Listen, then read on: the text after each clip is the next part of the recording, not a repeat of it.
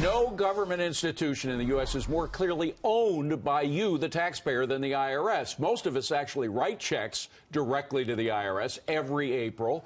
So don't taxpayers deserve to see what former IRS official Lois Lerner told a court about how and why she targeted Tea Party organizations because of their political beliefs? Our next guest certainly thinks so.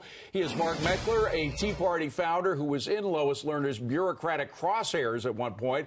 He joins us now. Mark, great to see you. Well, it was all whitewashed by the Obama administration, but this new administration and the Justice Department and the IRS all agreed that they did target Tea Party organizations like yours. They were the IRS was forced to pay a fine, but now Lois Lerner's not saying anything. Can she keep that testimony quiet?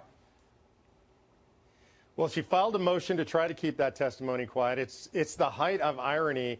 After years of harassing and abusing Tea Party folks, she doesn't want what she actually did to come to be known because she's afraid she might be harassed. Now, I don't believe in harassment or abusing IRS officials or anybody else, but the irony is just thick here, David. Well, here's specifically what she says.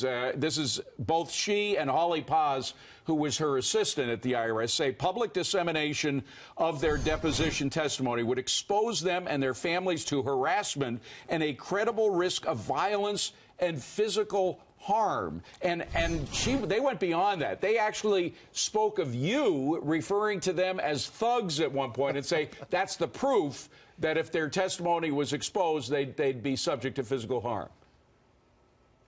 Yeah, well, indeed, I did call them thugs. They behaved like criminal thugs, not like government public servants. And so I think it was a deserved comment. But the reality is this. They don't want people to know because what they did is so bad. They must have said something on the record in those depositions that'll make people angry, and they're trying to keep that secret, and that's outrageous. Do you have any information about what it is that she or her assistant said?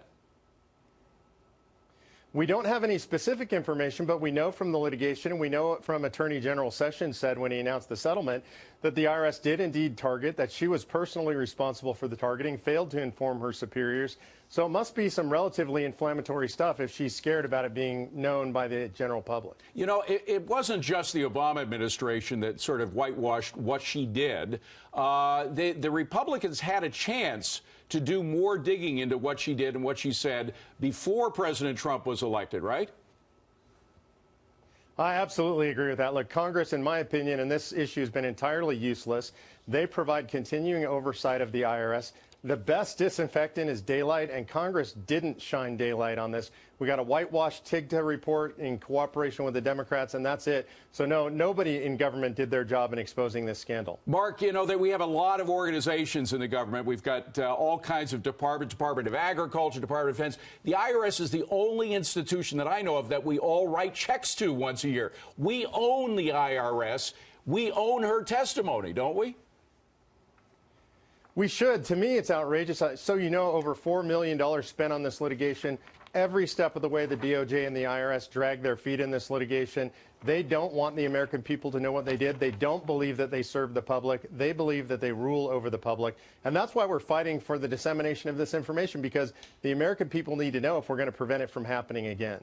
Mark Meckler, great stuff, Mark. Thank you very much. I hope you get that test. We all deserve to see what she had to say because it involves all of us. Mark Meckler, great stuff. Thank you.